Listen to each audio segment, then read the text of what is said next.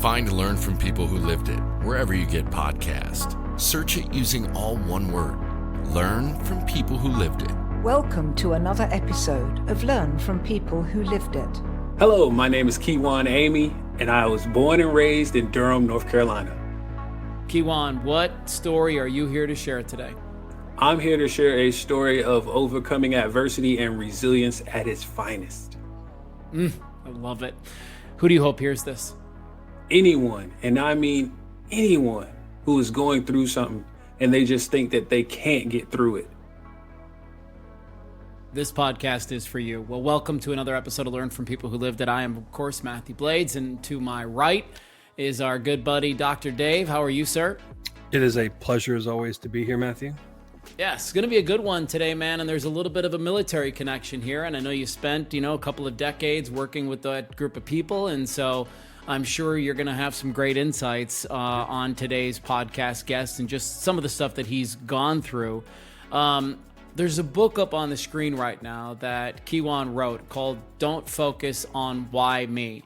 And first up, Kijuan, I love that title so much because it's one of the things that we talk about so much on this podcast is that's the thing that really stops people is that they keep focusing on why me? Why did this have to happen to me? And you will spend a lifetime, maybe 2 lifetimes, trying to find the answer to that question. And so it's not worth it to investigate why. And I know we're going to get into that, but I have to tell you out of the gate, Kijuan, what impressed me the most as I was looking over your information and just doing a little investigative reporting on you is this quote that you have on your website. You see it a couple of different places, and it says, quote, "I may have lost my sight, but I did not lose my vision." And that is unbelievable, man. That is such a powerful statement. And so typically we're talking about the first 10 years of people's lives, but I see more value in jumping right into the deep end of the pool with you, Kijuan, and talking about what took place on May 5th, 2017 at just 25 years old. Yeah. So that day, actually 8 years now, I had a motorcycle accident where a car would pull out in front of me basically at the last second. And we've all heard these stories before, as motor vehiclists, we've all heard these stories. We've all seen the news, and usually the motorcyclist doesn't make it out. Well, I'm one who did. And that's why I'm here to tell you the story of the overcoming of the adversity that I've been through, the hardships that I deal with, and just the resilience that I go through and even have to instill in myself. And so May 5th, 2017, on this said day, some might call Cinco de Mayo, I call my new life's journey because it brought about a change, of course, but not just any change. This was a life-altering change. And as you guys mentioned, I was in the military as in Air Force Reserves at the time as an in-flight refueling specialist, which is where you refuel planes in midair. One of the coolest jobs I've ever known. Hands down, I think it's the best enlisted job ever. I don't care. I'll debate anybody. And when I think back on that job, how I became an instructor, so that means I taught it. And then, being in the reserves, I was also going to college full time to study computer information systems with a specialization in systems analysis and integration, which is a long way of just saying, hey, I know how to code and do user interfaces. Cool. Then I also started my own business. So I do have a business right now called Amey Motivation, where I do keynote speaking, trusted mentoring and resilience coaching. But the first business that I ever had was Kiwi Enterprise. And that's where I did website design and management, social media marketing, and photography. And so actually on that particular day of my accident, that's what I was doing, photography for one of the businesses that I also ran the website for. And so after I did the pictures for them, I went to a lake here in North Carolina called Jordan Lake. And, Jordan Lake was one that I was very familiar with. I used to go here all the time. If you look at my book cover, you'll see that is actually where I went to sit on May 5th, 2017. Also on my book cover, that motorcycle you see is Nina. Say hello to Nina because that was my actual bike that I rode that day. Um, so, I had to work that night for the military. I was actually just doing some stuff for my business. And then later on that night, I had to transition to, all right, Airman Amey, here we go. And so it was me sitting on that dock and then a car coming by that distracted me or startled me, shall I say, that kind of brought me back because I was like in this whole meditation / zoned out kind of phase. And then I looked at my watch because when I was in the military, I always wore a wristwatch because, military, we're all about time. And I jumped back on the bike to head back down this highway that we have here, one of these back highways. It's only 2 lanes, Highway 751. So you got the lane I'm traveling in and then the lane that's coming past me. And those same trees you see on the book cover are all along that back highway. I mean, all these tall trees. We have these really tall trees here in North Carolina, especially along the highways. And so the only time they're like cut back to where you could view what's coming down the road is highway is at intersections, driveways, because people did actually live off of this street. One really sketchy gas station. The only time you want to stop there is if the light is on. Okay, your gas light is on. And then a produce farm. So this is literally like the backwoods type area. And I understand why they would have those trees cut back in those areas, because just imagine if I, the motorcyclist who, was involved in this accident, was one of those semi trucks or 18 wheelers hauling a bunch of produce. For those who don't know, a fully loaded 18 wheeler can be up to 80,000 pounds. Think about that. The speed limit on that back road was 55 miles an hour.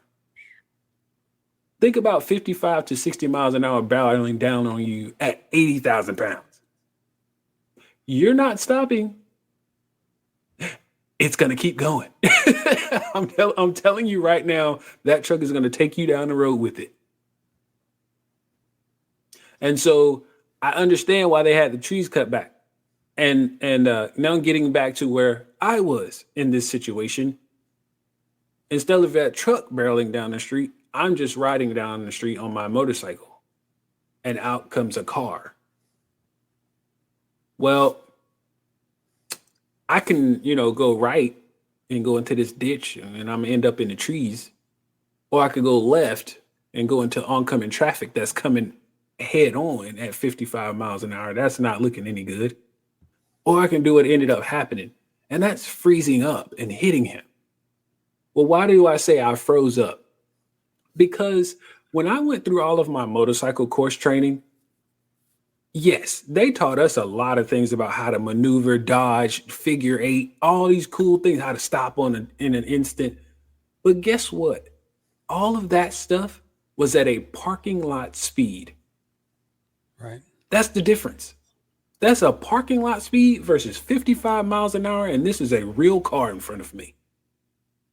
I'm not thinking about what training I went through. I'm thinking about, God, I hope I survive this.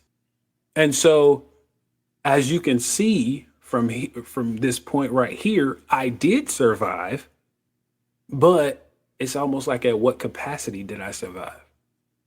Why do I say that? Okay, well, let me tell you why. Because impacting that car, literally impacting that car, crushed my face in. So I now have 2 metal plates in my head to reconstruct my face. I lost the eyesight. One of my right eye was actually popped out because the bottom eyelid was torn off. So they had to do skin grafting to recreate it from my left clavicle. They put a trach in my neck because with my face being crushed in, I really wasn't breathing that well. My jaw was broken.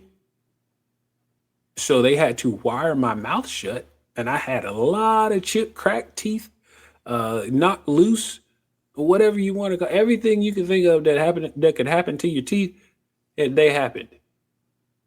I had a gastrointestinal tube placed in my stomach to feed and give me my medication.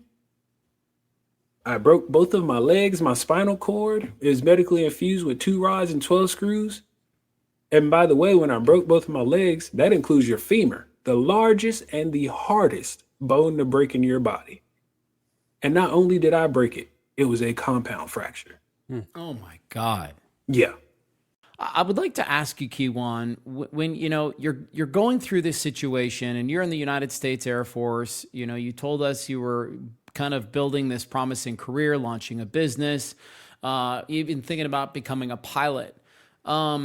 I want to talk just for a few minutes about disappointment or frustration.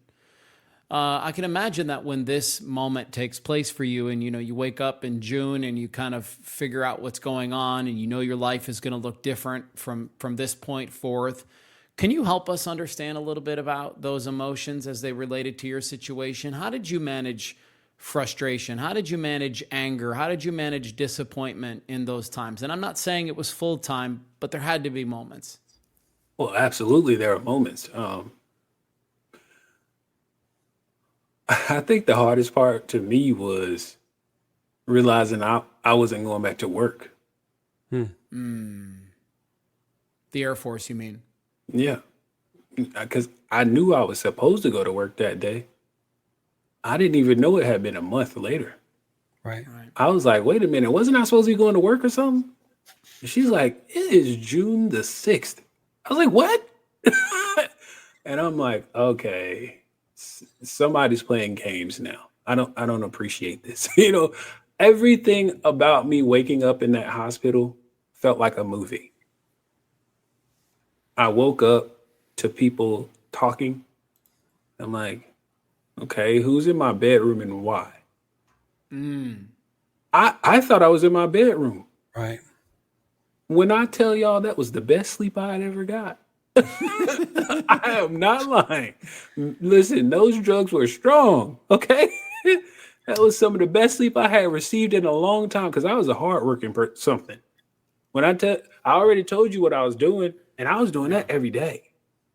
I mean, the only thing something was going on every day. I would never had a day where I was just not doing anything. And so for me to not be doing anything for a month, and they, I just randomly come out of this slumber. I'm like, what? Who is that talking? And then I'm like, why can't I see anything? And I go to speak. I can't say anything. Didn't even realize I couldn't smell because you don't really think of that until somebody either says, hey, you smell that? Or you actually smell something. So I didn't even realize I couldn't smell either.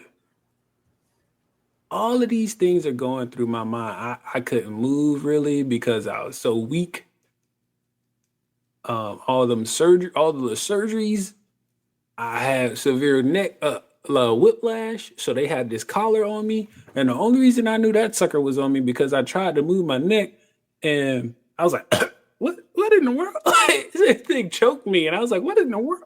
So I was like, why do I have a neck collar on? And when I tell you if you've never had a neck collar on, that's the longest piece of Velcro in your life, okay? Because I tried to take it off, and everybody in the hospital can hear it. Yeah, it's so loud. It's right. And all the nurses come running. Yes, they're like no. Yeah. But anyway, the frustration, I think it was more of I felt like I was letting people down.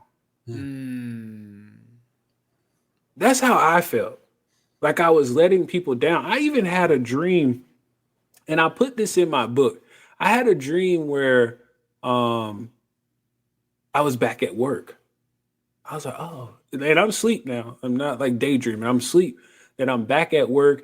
And I was coming from the back of the plane from just finishing up doing air refueling. And I'm walking towards the front of the plane. Now remember, I have all this metal in my body. And so I'm walking towards the front of the plane. And I get like towards the right before you cross into the cockpit. And the next thing I know, my body has some magnetic polarity to where I get pulled to the side of the plane and I can't move. Now I'm stuck, like literally to the side of the plane because of the metal that's in my body. These are the tricks that my mind is playing on me. And I'm like, I woke up from that dream and I said, okay, I wasn't necessarily angry. I was just trying to figure out, like, why would that be a dream? That's not a funny dream. Like, like, but my brain was trying to put my now body into what I used to do. That's what my brain was trying to do. Right. But it was like, how are you going to do it? These are the things that your mind does to you when it's trying to figure out, how do I put yesterday's the past with today's reality? I don't know how to do this. It sounds like, and I think this is probably common what people experience. It's like a dawning process. It's like you're in a process of like trying to piece together like what's been going on and make sense of things that don't make sense. That's what my brain was trying to do. And again, I was asleep. So I've had so many different dreams while I was sleeping that were either so devastating or so it's like one of those things you just get so sad. It truly either makes you really sad or really depressed. I'm a huge football fan.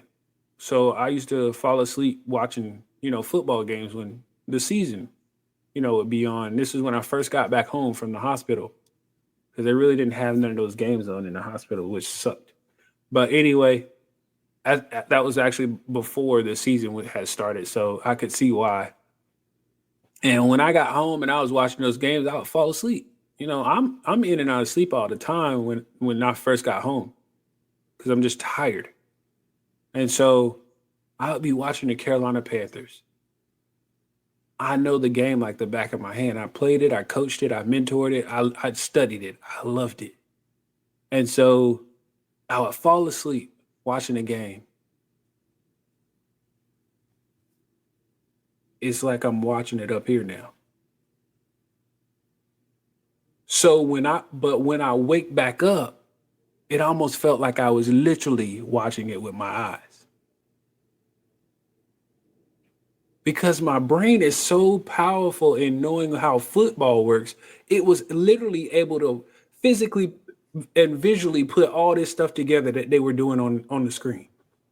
Like recreating it in your mind, like you're watching. Recreating all the imagery as if I was literally watching the game. And I would wake up only to not be able to see again. These are the same tricks I kept getting played on every single time. And those things right there were what kept making me depressed. And I was like, I don't want to do this anymore.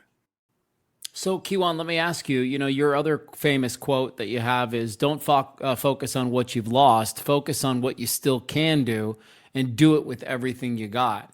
How long did it take you to stop focusing on what you lost and focus on what you still can do? It didn't take me too long. The reason I say that is because I'm a competitor at heart. I've been in sports since I was 5 years old. So it didn't take me long to get back into that mindset. I was playing sports before I had my accident, and I went right back into it as soon as I could. And good so, say again. That's a good analogy. Yeah, yeah. So, so the thing is, with me, it was more of I accept things as a challenge, and I made a goal. I had to learn how to walk all over again. And I don't listen. And when I say that, I'm not just saying because I broke my leg. My right foot was literally to the point where the heel did not come down. I had to walk on the ball of my foot for months. Bending my legs wasn't really a thing, Right. because they just weren't there yet. And it when I used to use those parallel bars, every little step that I took, I was just making sure I took another one. The goal was one more. We shouldn't get into this, when when you talked about the whole comparing and things of that nature, I always, mentor and coach. Don't compare, because what you feel is still valid. Mm-hmm. Your pain, your loss, your discomfort, your suffering, all of that is still valid. So don't compare. And the reason I tell people that is because they'll make themselves feel less than. I don't want you to feel less than. I want you to feel like you have a problem, because you do. And it's okay to not be okay. Yeah. But you cannot stay there. We got to find a way out of this thing. And so that's what I did. I found my way out. I did when I tell you physical therapy became a game to me, I start with the mindset. And Doc, I'm sure you'll appreciate this. I start with the mindset. When you change your mindset on how you attack things, I attacked every physical therapy, recreational therapy, occupational therapy, whatever therapy it was, mental therapy, everything I took on as a challenge. The reason I wanted to be a challenge is because I want to say, I did that. Yeah. And I'm going to do it again. And I'm going to be better next time. And as soon as you add the element of making a game out of it and trying to better yourself with each, physical therapy appointment or what have you, you end up tapping into a high level of engagement, and then the work becomes kind of fun in a way that as much as it can be hard work, you're finding enjoyment and seeing the progress of it because you're fully engaged. That's exactly right. And I'll give you a prime example. When I was still at UNC Hospital in Chapel Hill, I would go to the physical therapy floor when it was time for me to actually, when I could actually go into the physical therapy room or rehab room. When I came in, all the staff got happy. They're like, look who's back. And I'm like, who is it? And I'll look around, And not only that, but it's because they saw my work ethic. Mm-hmm. And if the music was turned down all low and somber and stuff like that, hey, y'all need to crank that music up. I need to feel something. I need to feel the energy. I can't feel the energy with the music all low. And every time I came in there, people just loved it. Because I'm making this environment, not just me, the environment different. I want to change the atmosphere when I come in. I want everybody to be ready to work out, not just me. Man, I love seeing that kid. Every time he comes in here, he's ready to go. He's pumped. If you're not doing that, you don't care to really get better. And so that is the mindset I adopted. I wanted to make everything fun. I wanted everything to be enjoyable, because if I'm coming in here down, depressed, just thinking, oh man, here I go. I gotta do more workouts, more physical therapy. Oh, I'm so tired of rehab. Well, guess what? It's gonna take longer to heal. Right. You know, Matthew, this goes back to something that we've talked about in other podcasts about you get out of life what you're looking for, you know, and if you go into it looking for to lighten up the room, to be positive, to, you know, get motivated, you have the entire staff now pumped up and motivated to help you. Right. So not only are you putting your best effort in, but you're drawing out the best effort of all the people around you.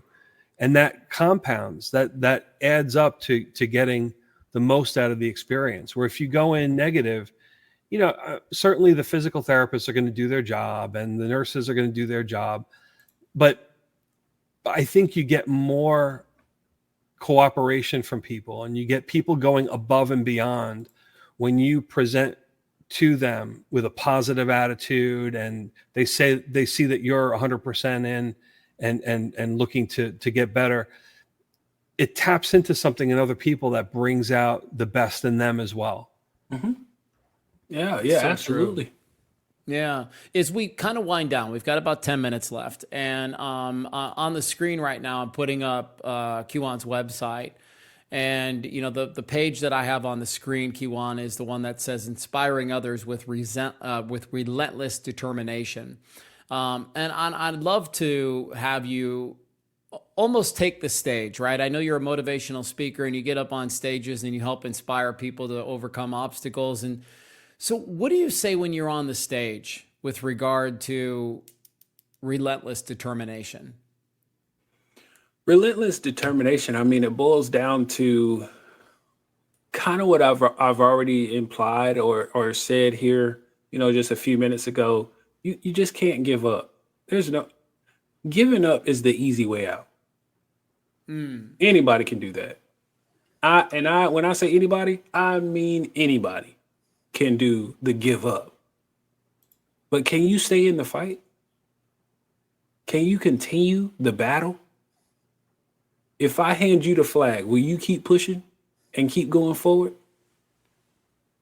And so what I tell people is that don't let your situation, whatever it might be, me, it's blindness, traumatic brain injury, PTSD, spinal cord, limited mobility, whatever your situation is, don't let it define you. You go out and define you. What an amazing story of resiliency we've just experienced here over the last 45 minutes. I mean, Absolutely.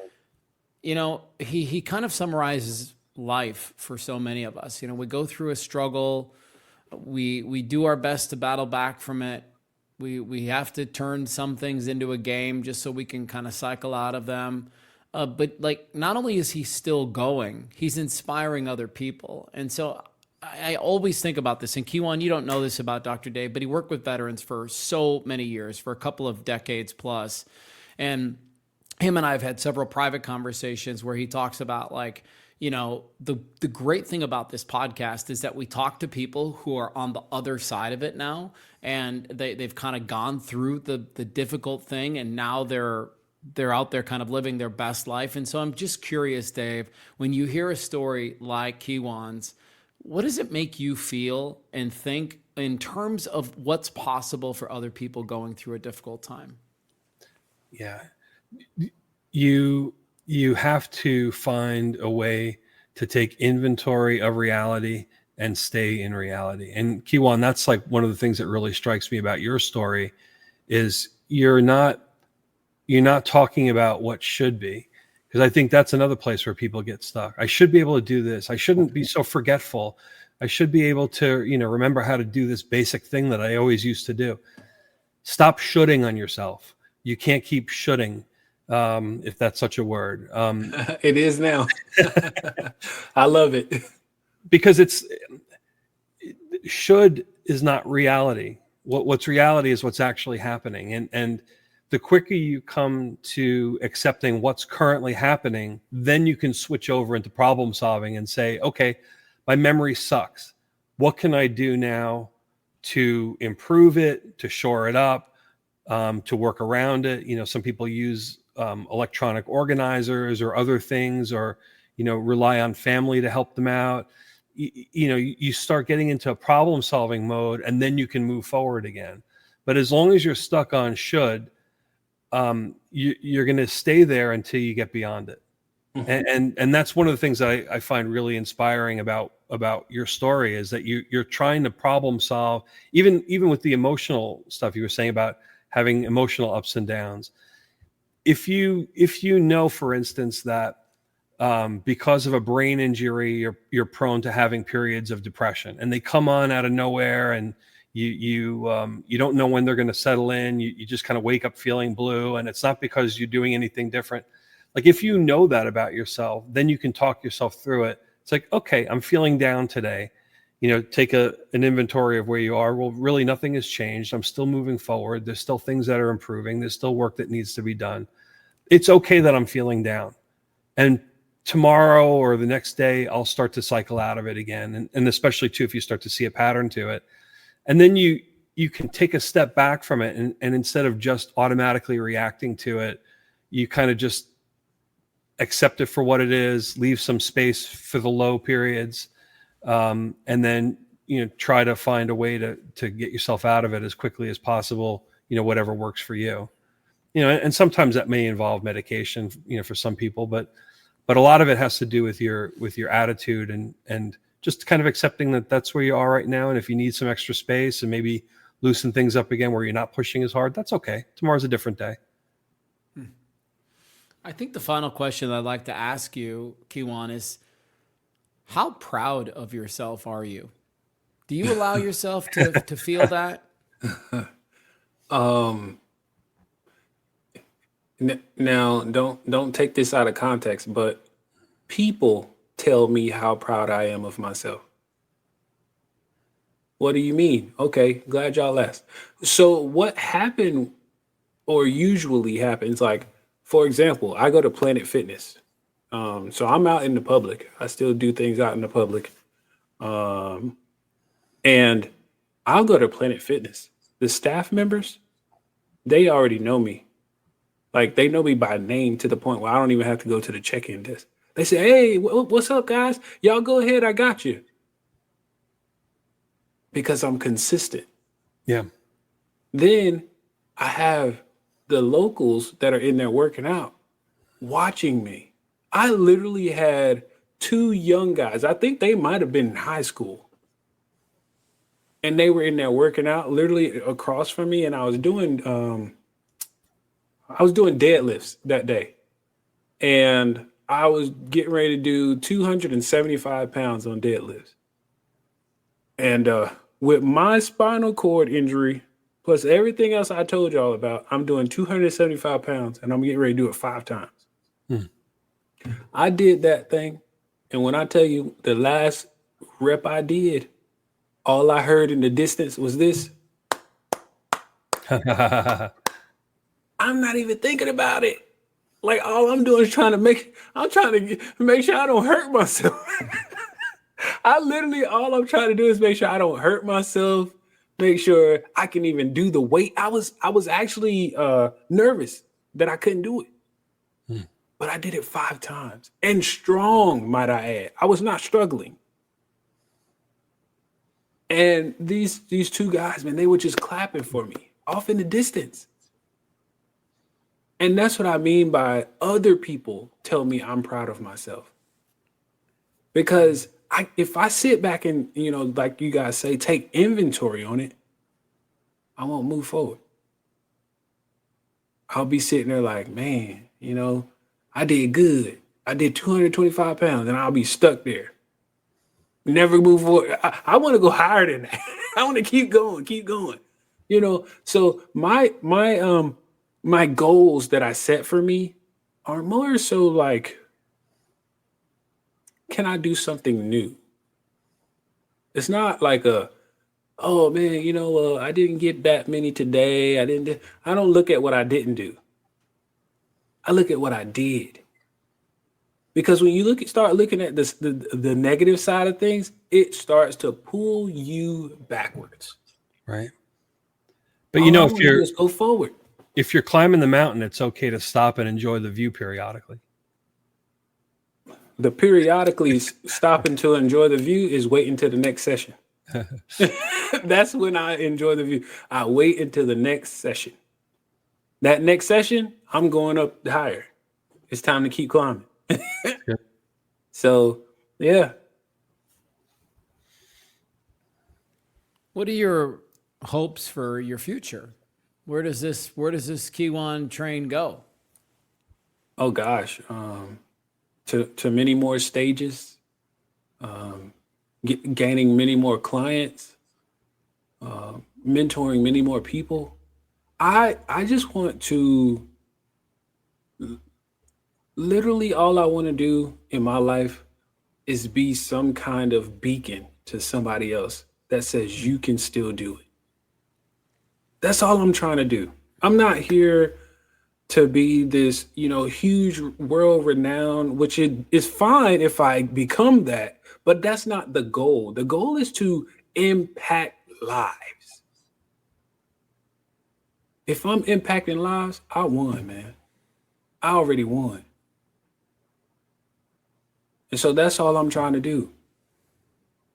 Love it. I may have lost my sight, but I did not lose my vision. And it's clear that there's a path for you and a reason that you were spared that day, and still ticking, man, and still going, because you have work to do. And I wonder, I know I've said this is my final question a couple of times, but I wonder how inspirational you are for the community that can't see, right? I wonder. Oh, yeah. I wonder what sort of a beacon you are for that group of people who've lost their ability to see. I mean, can you speak to that just a little bit? Yeah. Well, my girlfriend, she is actually visually impaired. Okay. She loves the things I'm doing. Not just because, I'm all out here on social media and podcasts. It allows her to be like, oh, wow, if he can do it, so can I. Right. That's all I'm trying to show everybody. If I can do it, there's a way for you to do it too. And, I travel the country. I'm looking to be international soon. I'm showing her how to do this. And it's not like I have this magic guide. I'm learning the same way she's learning, Right. And that's really what it's about. Let's learn together. When every step I take, I'll walk you right beside me. I don't want you to be behind me. I want you to be right beside me, step for step. And again, that goes to my quote.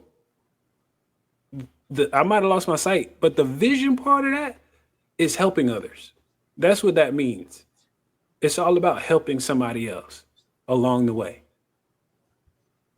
Well, that brings it around. You're doing it, buddy. You're doing it. Yeah. Yeah. Don't focus on why me. That's the book. That's the motorcycle. Those are the trees. That's the spot where he was sitting just prior to the accident. Visit ameymotivation.com. That's AMEY motivation.com. And that's how you can get connected to Kijuan. And sincerely, brother, we appreciate you spending a few minutes with us on our podcast and helping other people step into resiliency. I feel like that's the thing that you've been able to do today. Any final thoughts from you, Dave, before we wrap? No, thank you. This has been very inspirational. Thank you both for allowing me to come on your platform and share my story.